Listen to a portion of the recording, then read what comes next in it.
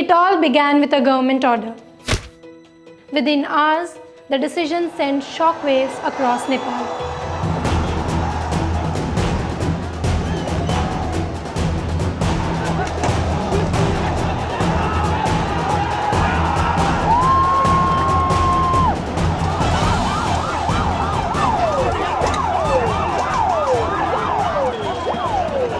Just a day before the protest, I was in Kathmandu. Hi, I'm Harshita and I'm in Kathmandu witnessing a complete shutdown of apps including WhatsApp, Facebook, Instagram, X and even LinkedIn. Life looked normal on the surface.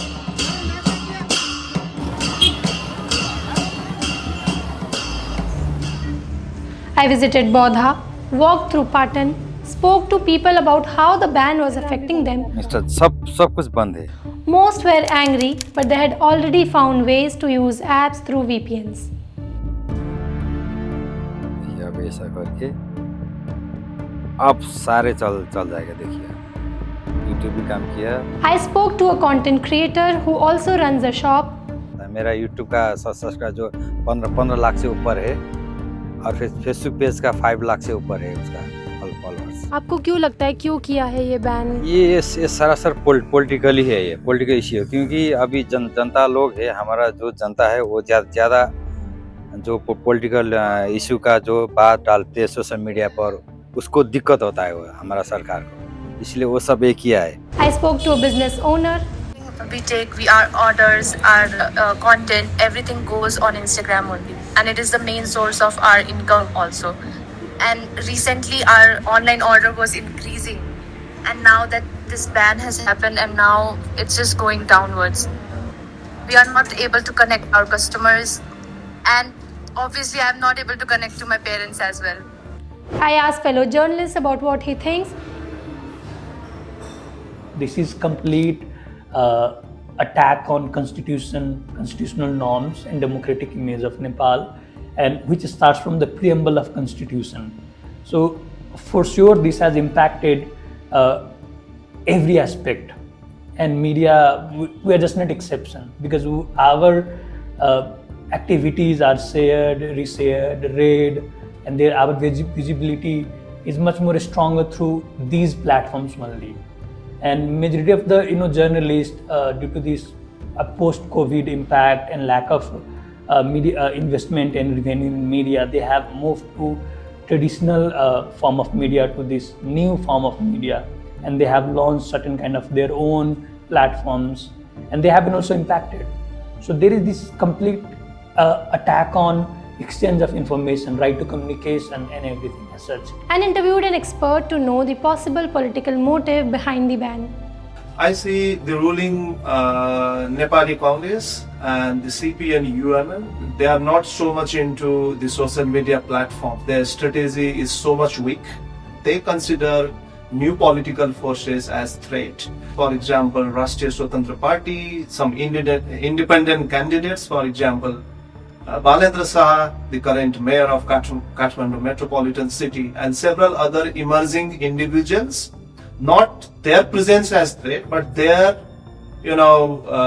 strategic social media presence is a big threat to them. And there is a lot of criticism in the social media outlets, particularly in Facebook and also in the YouTube. So government wants to control the dissent and the opposing ideas in the social media outlets. I knew Nepal's Gen Z had called for a protest the next day. I was flying back to India that evening thinking I would simply add the protest visuals to my report later. Like many others, I never imagined that what was expected to be a peaceful demonstration would result in something so explosive. The next morning, Kathmandu erupted. Young people poured onto the streets, not just against the ban, but against years of corruption, economic inequalities, and frustration.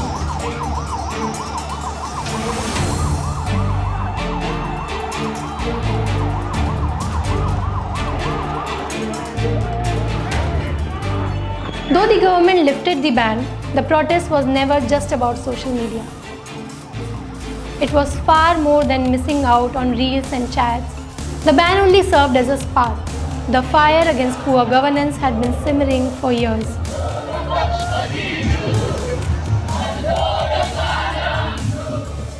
Nepal, a small country of about 30 million people nestled between India and China, is a nation of youngsters. The median age is under 25. Yet its youth have experienced a grim reality: unemployment, corruption, and mass migration. Every day, about 3,000 Nepalis leave the country for work, mostly to the Gulf countries or Malaysia. That means nearly 3% of Nepal's 30 million people leave the country every year. Their remittances now make up almost a quarter of Nepal's entire GDP. In 2024, Nepal's unemployment rate stood at 10.7%, more than double the global average of 4.9%. On the Corruption Perception Index, Nepal scored 34 out of 100, ranking 107th out of 180 countries, highlighting persistent governance challenges.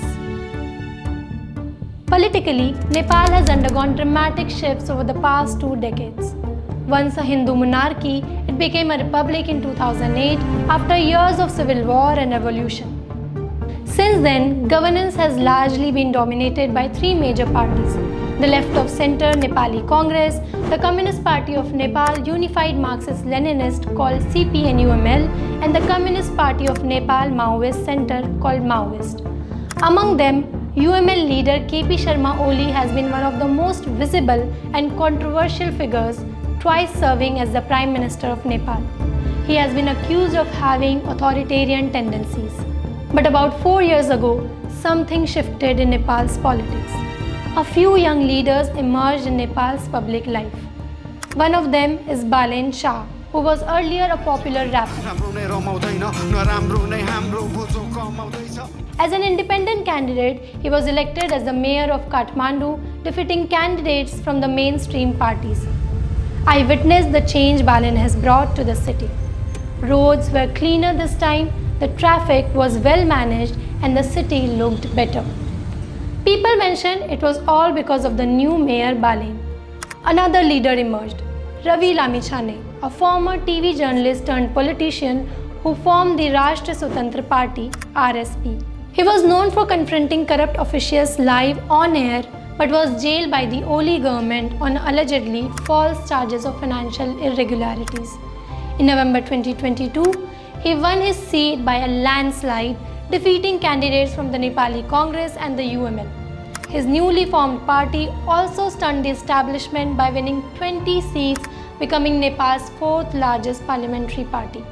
Yet another new leader is Hark Raj Rai, who became the face of change when he was elected as the mayor of Dharan in the 2022 elections.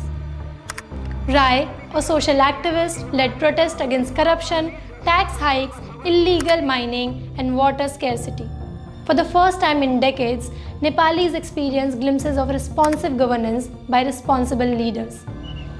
These leaders rose to popularity through social media, where young Nepalis connected with them far more than with the old guard of mainstream politics. Their campaign challenged the dominance of traditional parties.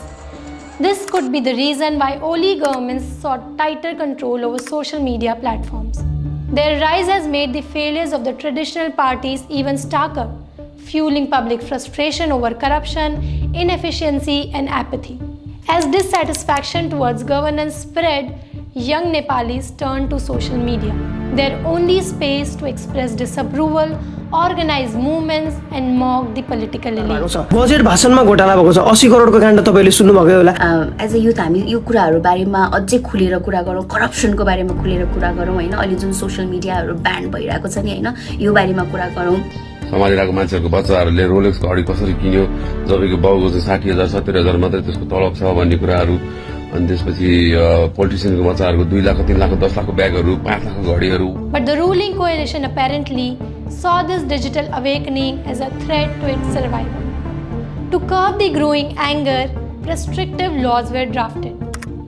The most controversial was the Social Media Bill 2081, which would potentially send citizens and even media organizations to jail for posts against the government. It's called a Bill of 2081 because as per Nepal's local Vikram Samvat calendar is the year 2081 in Nepal and not 2025. The social media bill that the government brought was meant to force all social platforms to register in Nepal, appoint local compliance officers, and obey government's takedown orders. Failure could mean bans, heavy fines, and even prison sentences for users posting content against national interest. As social media platforms didn't register with the government, the Oli administration banned their apps on September 6, 2025 based on a court order. This was not the first ban. TikTok too was blocked in 2023 for disrupting social harmony, and it was only reinstated after it promised to follow local rules. TikTok eventually registered itself in Nepal. Now let's come back to September 6, 2025 when the government shut down nearly 26 major social media platforms. It turned out to be the last straw for the people of Nepal. Soon a hashtag called NepoKids went viral. NepoKids means the foreign educated children of politicians who wear designer clothes. Their lavish lifestyle stand in contrast to the bleak future many young Nepalis face. What began as memes soon turned out into a movement. The protest started peacefully, students singing, dancing, chanting slogans. But when police opened fire on the protesters marching towards the parliament building, 19 people were killed and over 200 were injured. Youth's anger exploded. As I record this, the death toll has risen to 34 and over 1,000 people are receiving treatment in the hospitals. Demonstrators stormed ministers' houses, burned government buildings, and even freed jailed opposition leaders like Ravi Lamichhane. Prime Minister KP Oli resigned under pressure and fled the capital. The government collapsed. Videos flooded social media showing burnt buildings, torched vehicles, and shops being looted by the local people. There were scenes of chaos no one had imagined. To the outsiders, the violence may have been shocking. But for Nepal's youth, some of those government buildings are symbols of decades of failed democracy. Vandalizing public property was certainly not a wise decision, and we don't know who the vandalizers were or what their real motives were. Now the country awaits reforms and rebuilding. Kathmandu's Mayor Balin Shah, usually outspoken, stayed silent for more than 24 hours since his last Facebook post on September 9th. And then he refused to take charge, saying he would do so only through elections. As a result of talks between the country's military and Gen Z leaders, a former Chief Justice Sushila Karki is expected to be the interim leader. People continue to look up to young leaders like Balin Shah, Ravi Lamichhane, and Harkaraj Rai. What happened in Nepal was unprecedented, but the voices that echoed through the Nepal streets were more than just a protest against the ban. They were a fight for dignity, justice, equality, and the demand for a government that truly listens. Nepal is not alone. Within South Asia, Sri Lanka and Bangladesh have also witnessed young people demanding change by overthrowing their respective previous governments. These developments remind political leaders that governments exist not to rule but to govern. That democracy is not a word that sleeps in books, it is a vote. It is the stubborn heartbeat that refuses to be ruled.